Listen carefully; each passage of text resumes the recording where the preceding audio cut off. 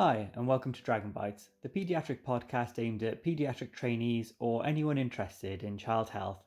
I'm Asim, one of the paediatric trainees here in Wales and one of the presenters for Dragon Bites. This week we've got another one of our Paediatric Grid podcasts. So if you're interested in applying for Paediatric Pharmacology Grid posts, then this is the podcast to listen to.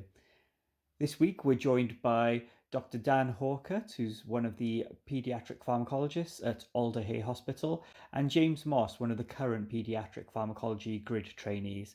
They're going to discuss with us the application process for paediatric pharmacology and how you can maximize your score and the chances of getting yourself an interview. Anyway, let's get started.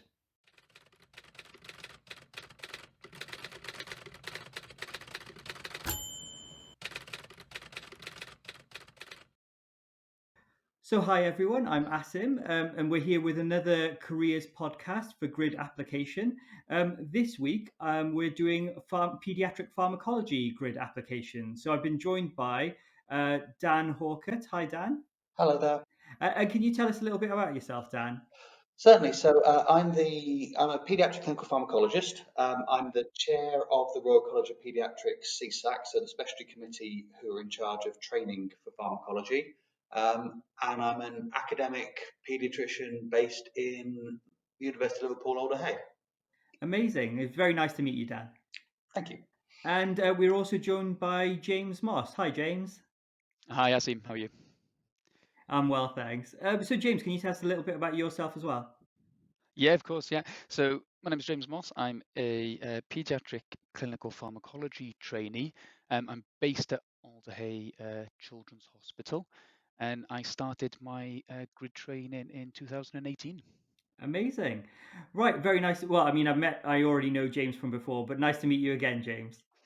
And yourself, Asim. Awesome. So, is it okay if we start with yourself then, James? This is just to get to know you a bit and also to advertise pediatric pharmacology as a bit of a career choice for those who might not have thought of it before. So, in brief, could you tell us a little bit about your medical career to date? What's brought you to where you are? Yeah, of course. So actually, before doing my medical degree, I'd done a pharmacy degree at Cardiff University, which kind of ties in nicely with the whole pharmacology aspect. I worked as a hospital pharmacist down in South Wales, and done my clinical diploma in pharmacy. And back in those days, there wasn't the independent prescribing course that so many pharmacists do these days.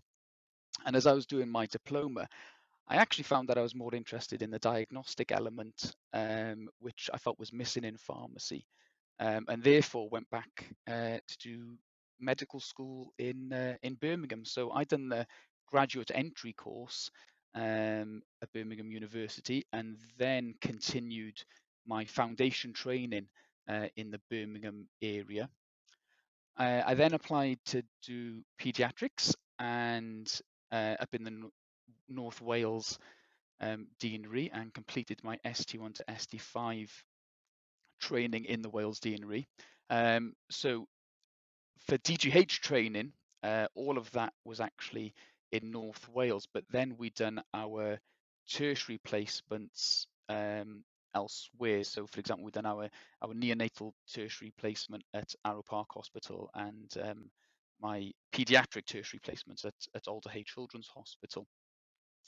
And during one of these placements, I met Dan, who was obviously a pediatric clinical pharmacologist, and we got talking. And then I decided to apply for the grid post in pediatric clinical pharmacology. And so far, I've completed my first year. So I've completed ST6, and I've actually taken a year out of training at the moment, and I'm working for a pharmaceutical company called IQVIA, and they're a contract research organization. And my role there is to gain further experience really into pediatric clinical trials, how they're designed, how they're conducted, and then I will return to my pediatric pharmacology training in September of this year. Amazing. It's a very varied but very tied together career at the same time. It is, yes. So what, James, when when you finished medical school, had you always been thinking about doing pediatrics, or is that something that occurred to you later? No, I actually never wanted to do pediatrics initially. I think when I was a medical student, the thought of working with children actually really frightened me, and I was actually thinking about a career in anaesthetics. Um, but then I did my pediatric placement in medical school and really enjoyed it. Um, and then I started to think of, you know, could this be the career for me? Started to think about it a little bit more. It gave a good mix of acute and chronic care. I also hated, seeing the elderly laying in hospital waiting for social care packages, and then sometimes they'd end up dying, of a hospital-acquired pneumonia um, in the process, and that for me was just a bit of a heart sink. Um, so after really enjoying that medical school placement, I thought, right, I tailor my foundation jobs, around pediatrics. I knew I definitely wasn't a surgeon. So I done a pediatric rotation, an A&E and a GP rotation. And even in the A&E and GP rotations, I found myself enjoying the pediatric components um, more actually. And then again, started to think about it a bit more and realized that children are really responsible for their own health. And one of the things that frustrated me in adult medicine was people not taking on board, the advice you'd give them. You'd attempt to, advise them to stop smoking or cut down their alcohol intake, and they continue to do so, or be non-compliant with their medication.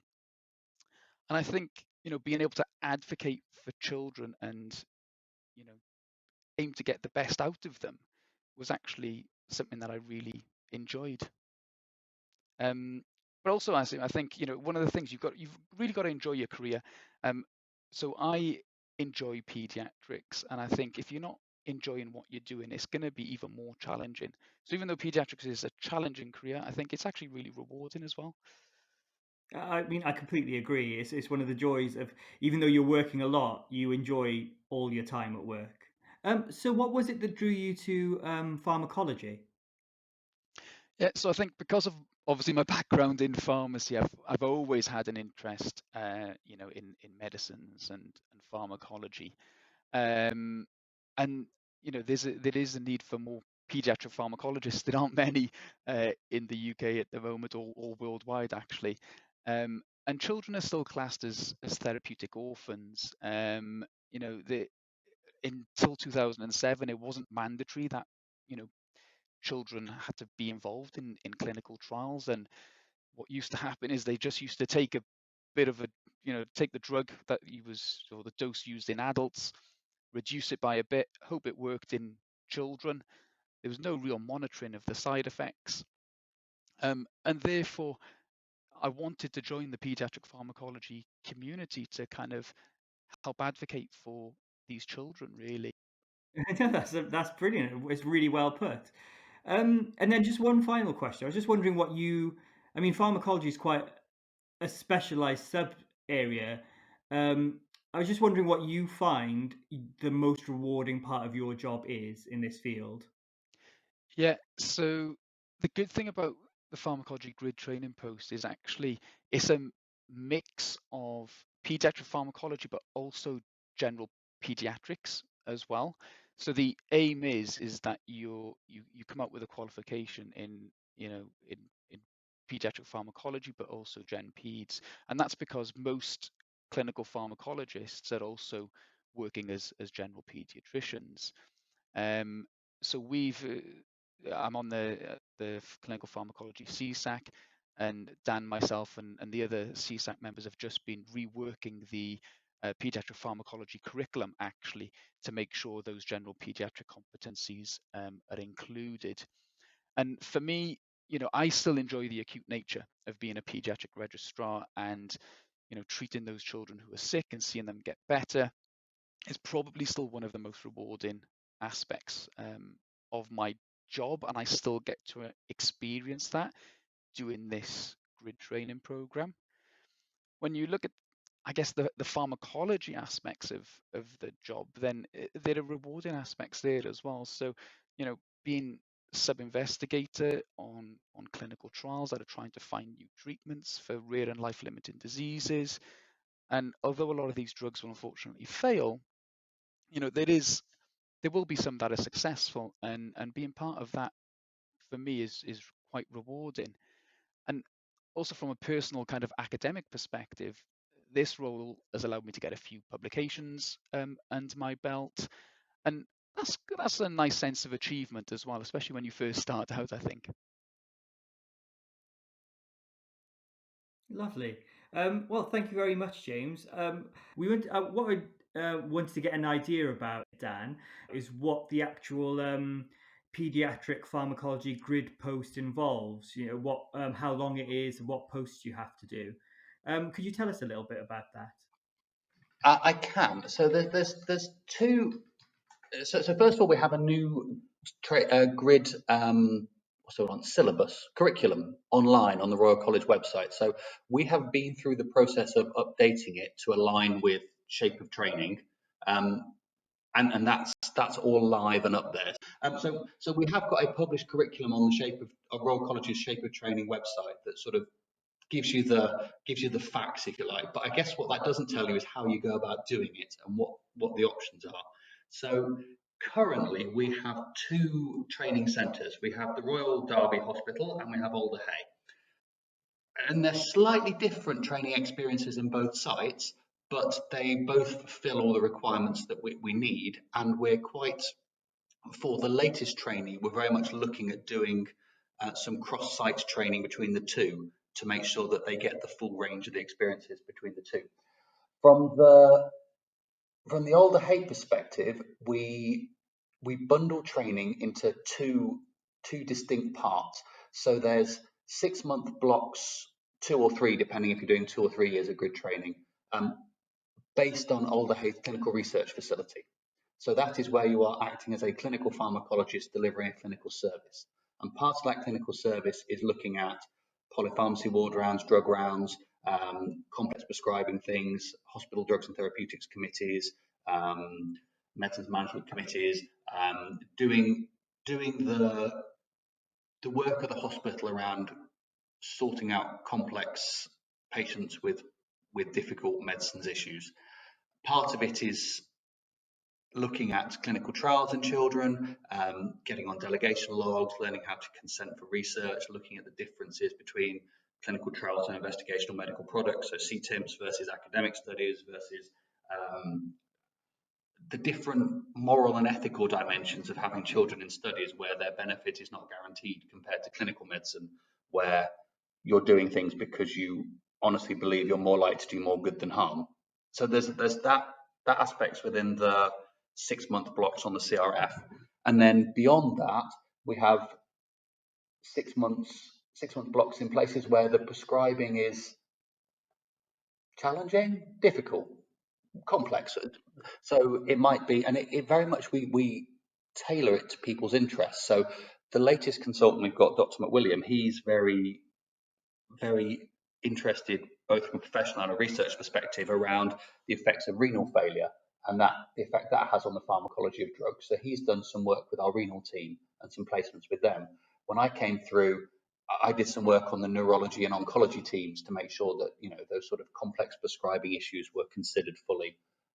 We also looked strongly at places like PICU, which are almost a prescribing research void. So they're the kind of placements we'd look at to complement the clinical service delivery pharmacology placements. Amazing. So, I mean, that's really varied. James, it'd be great to get your perspective on this. What have you done with your ST6 year so far? Yeah. So so like Dan said, we split our time up into 6-month blocks. So for the first 6 months, I chose to do the pharmacology block. So that was based on the clinical research facility. And that was doing a mixture of being sub-investigator on a mixture of commercial trials, so those sponsored by industry, but also academic trials as well. I got to submit my first IRAS application, which was a bit of an eye-opener and took many days. And what's the IRAN application, James? So it's a research application that whenever you're doing a clinical trial or research, then you fill in the IRAS application form, and then it basically goes to the HRA. If you're doing a CTIMP product, then it'll go to the MHRA as well, but it also goes to the ethics committee. So it's kind of a one-stop shop for reaching all the people that you need to get involved in your research. But it's a fairly long-winded process to complete. So that was a good learning opportunity for me, actually, because I'm sure that won't be or that'll be the first of many to come. But in addition to that, I say I've also had experience, on sitting on medicines committees, on the medicine safety committees. Um, I had the opportunity to join the Royal College of Paediatrics and Child Health Medicines Committee as well. So I'm the trainee representative um, on that. And also during that 6 months, I wrote a few monographs for a book as well on pediatric drugs. Um, and yeah, and in addition to that, I was also doing all my on calls as well. So that 6 month block was obviously involved my on call placements as well. And I think the first 6 months it was just bedding down into pharmacology really, and just appreciating a, a new way of working, I think, and a new speciality. So I think that the next now, 2 years will be a lot more focused for me.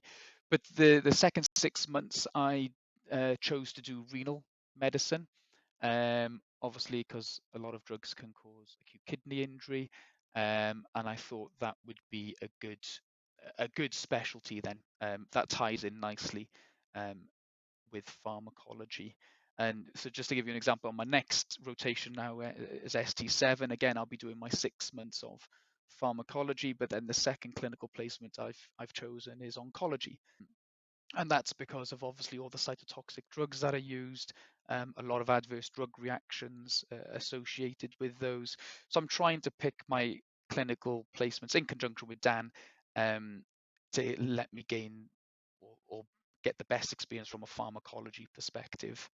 And yeah, thoroughly enjoyed it so far. I mean, it sounds like you have it. It's incredible to think that, and perhaps this is just the nature of doing pediatric pharmacology, where clinical work and academic work are so closely tied together.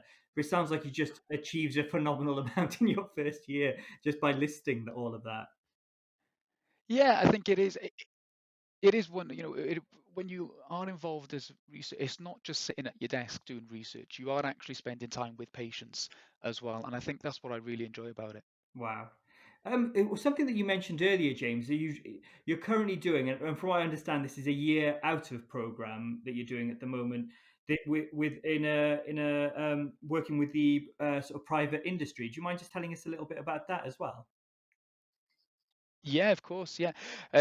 So basically, there was an application just over a year ago now that it was a national application, and it was a joint initiative by the Royal College and also by IQVIA to offer a 12-month kind of fellowship program with IQVIA. And I applied for the post. Unfortunately, was successful in obtaining it. So IQVIA are what's called a contract research organization, and not many people would have heard of that. Most people will be familiar with what a drug company like, I don't know, Pfizer or AstraZeneca are, but not many people will be familiar with a contract research organization. So a quick explanation as to what that is. So contract research organization essentially facilitates the conduct of clinical trials. So the drug companies will approach the CRO with a potential drug that they've got and they want to take to market, and then the CRO will help the drug company get that drug to market by choosing, for example, which sites to take it to, and then they will then run the trial for the drug company.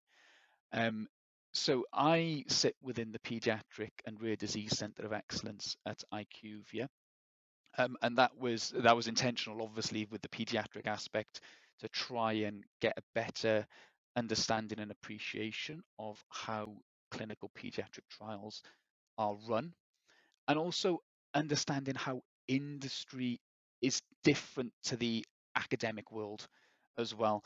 Those who have done academic and commercial trials will realize that your academic protocol tends to be a few pages long, whereas your commercial trial protocol may be 170 pages or something silly like that. So I wanted to understand the differences in both research landscapes, really. And yeah, so I've been there for 12. I was called back for 3 months because of COVID. So IQVIA were kind enough to let me go, and I did return to Alder Hey for 3 months to help with the clinical response to that. But yeah, overall, my time has basically been helping to design and conduct clinical trials for new products that are coming through, and it's been an interesting experience. Amazing. Right. Thank you very much, James. I mean, listening to the both of you, pharmacology just comes across as such a unique area compared to pretty much anything else I've come across so far in pediatrics. But it's unlikely that many trainees would have had the opportunity to have been exposed to this before. So say if a trainee is considering this as an option, or is looking to explore this a bit further, is there anything that they could do to sort of explore pharmacology as a future career option? So I suppose the thing is to say is that there aren't many of us, but so if you have a burning desire to learn about pharmacology, you contact me, or you contact Elizabeth Starkey in Derby, or you contact Steve McWilliam, also in Liverpool, and we can point you in the same direction. There are lots of people who are essentially doing roles similar to what a pharmacologist would do, who have evolved into those roles over years. So there's Mark Turner is a neonatal pharmacologist in all but name. There are David Tutshill in Cardiff is a paediatric pharmacologist in all but name. There are various people around who can provide you with advice or signpost you, and we can probably find somebody in your local area who does the right kind of things and works in the right kind of areas for you to talk to more locally. But we are happy to talk to trainees, arrange a chat or a phone call or whatever to say what do you want, why do you want it, how do you want to get here. What I would say is that it takes a little bit of time. We are a small specialty. We don't have a huge number of grid posts, and it would be it's not impossible, but it would certainly be unusual for a person we'd never seen, heard of, or met before to apply to grid post and be successful. I mean, if you're good enough, great, we'll have you.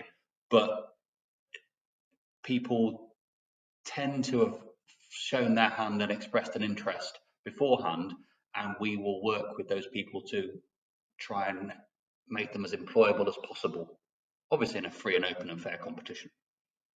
Yeah, but I suppose it makes sense that in such a specialized area, if you're an unknown entity suddenly approaching it, it might be a bit more difficult. I think from what I remember, James, I met you when you were applying to pediatric pharmacology, and you'd been quite involved in related areas before you'd even applied.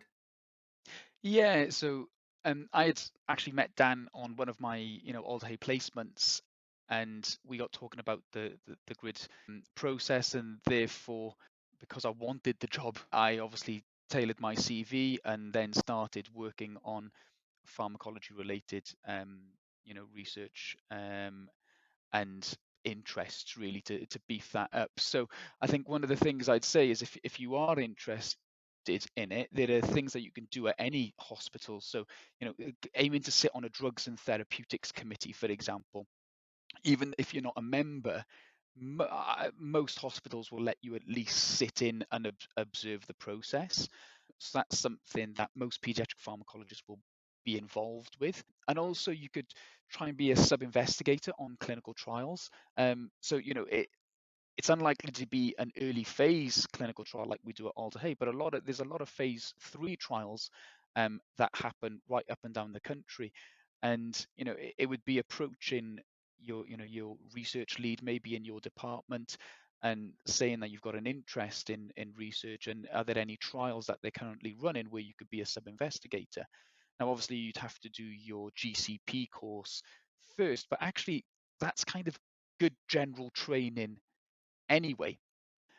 So that's another way that you can get involved. And there's also clinical fellow research posts. So if research or pharmacology is something that you're interested in, then a clinical fellow research post is also an option, or even taking time out of program to explore things further. But I'm more than happy to be contacted as well. So if a trainee wants to reach out to another trainee, then I'm more than happy, and I can give you contact details, Asim, for the best way for other trainees to contact me. Amazing, thank you, James. So before we move into the sort of application and interview aspect of pediatric pharmacology, did either of you have anything further you wanted to say about the pediatric pharmacology career? So I suppose the other thing to say is that we are building a spin program. So we've never had one before, and we're looking at doing two different spin programs. So the first one will be a spin in the very clinical pharmacology aspects. You know, if you're in a DGH, somebody has to take the lead for which medicines you're going to actually prescribe, which ones you're going to get pharmacy to order in for you, which ones are safe and not safe, which national are we following these national guidelines? If there are no guidelines, how do we manage this? When are we happy to go off piste? What will our drugs and therapeutics committee, how will we influence their decisions to make sure children are taken account of seriously? All those sort of aspects of medicines management, if you like, we're very keen that there's a spin to help general pediatric trainees or subspecialty trainees who are looking for a spin to approach those roles with confidence when they get their consultant jobs. And then the other role that we're looking at developing a spin for is around being a clinical trial person in a DGH. So we want to say, look, you don't have to have a clinical research facility. You might need it for consent or for certain studies that have certain levels of risk. But actually, why should children in North Wales, why should children in Rhyl be disadvantaged because they haven't got a major centre right on their doorstep? But actually, if we can get DGH paediatricians who can deliver appropriate studies for their populations, then actually we should be encouraging that. We should be training people up to deliver those skills. And there's wins for the hospital. If you are working to a level where you can deliver high quality research, the evidence tends to suggest that the patients in your care do better. So there's lots of potential wins here.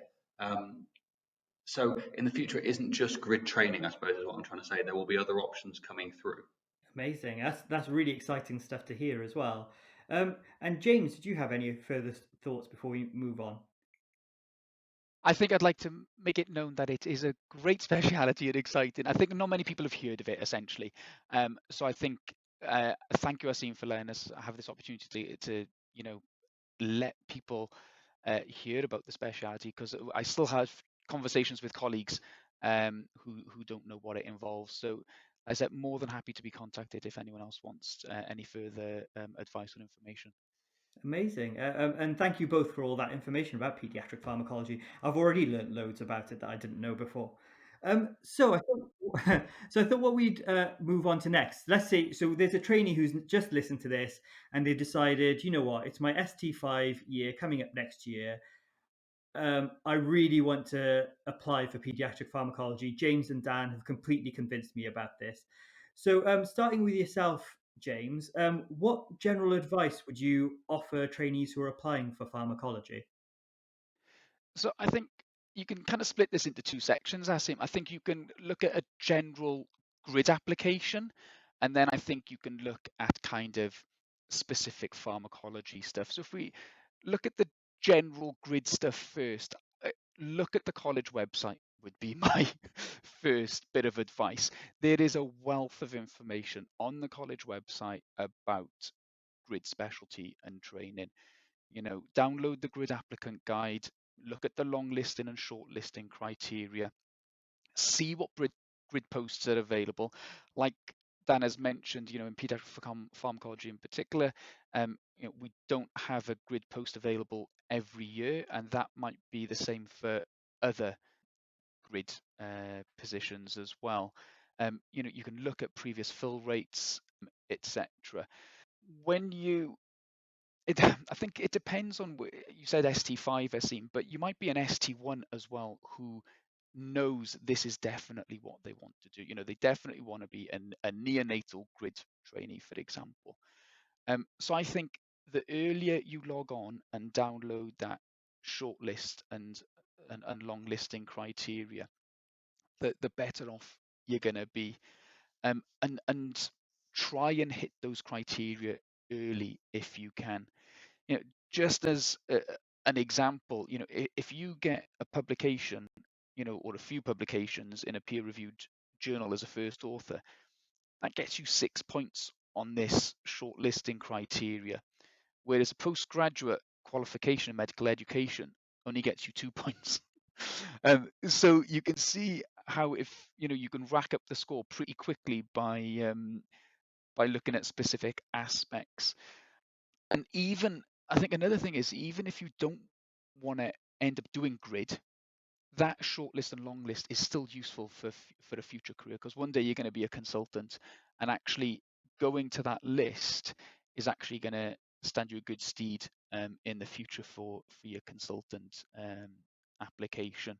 And then from a pharmacology point of view, I think it would be talking about the pharmacology related aspects you've done so far. So, have you sat in on, on drugs and therapeutics committees? Have you done any research and publications? Have you been a sub-investigator? Have you done your GCP? And I think things like that, because as part of the grid application, you also get to write a statement of support to your application, and that's where you kind of sell the pharmacology aspect thing of what I would say. Dan, I don't know if you want to add anything else from that. I don't think so. I suppose there are other, with the nature of these conversations is when you mention things, we tend to recur on them. There are other things that you can do, drug-related guidelines, adverse drug reactions, pharmacovigilance. There's a whole world of stuff we haven't even touched on that depends on your interest as to what you'd want to do. I suppose the other thing to say is that it's worth contacting us, not for getting to know us or other things, but around timings. There's only 2 grid slots for this post nationwide. So you need to make sure there is actually a space. We are currently full, and we won't be advertising this winter because we don't have any spaces to put people into. And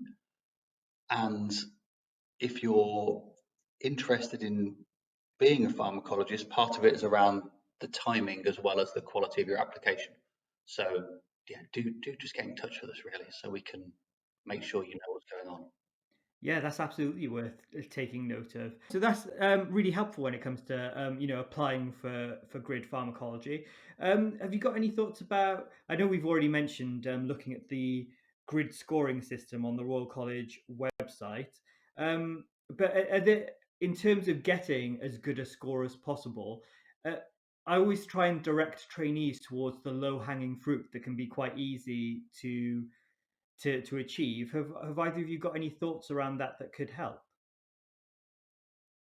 So yeah, so I think there are a few things that you can do. I think we all go to we're all on APLS and NLS courses, and if you can get nominated as as an instructor potential on one of those, and then do your GIC course, then that demonstrates good teaching ability, and actually it's really enjoyable. So I teach on both of these courses, and they are good fun as well.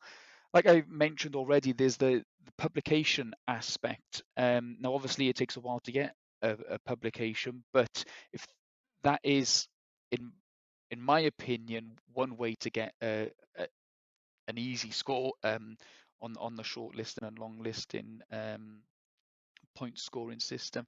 But I think it's also important to, when you're writing your application, is to get someone to read it as well, people often don't like selling themselves, and there's bits on the application form where you ask for clinical experience and quality improvement projects and management, etc. And it might be good to get a few people to read your application form, because they may highlight bits, especially if you know the person well, they may highlight bits that you maybe have forgotten about. So I think it'd be good to get someone that knows you well to read the application. But also you want someone who's going to be a bit mean as well. So, give it to a few people, because you don't want to put your application into someone and then they're like, yeah, this is great, I've got no edits. That, if they're saying that, then it's probably not completely true. So yeah, you want to choose someone a little bit mean as well, who's really going to critique it and suggest improvements as well. I think it's a really good point about getting people to read it, and you do need a harsh judge, somebody who can edit stuff, somebody who can write, because you're expected to convey a lot of information in a short number of words, and it's a really fine balancing act between promoting yourself as fully as you can and it being difficult to read and staccato, because you're trying to miss out all the words that usually make sense. Yeah, do get people to read it, and people are very kind and very reasonable about this.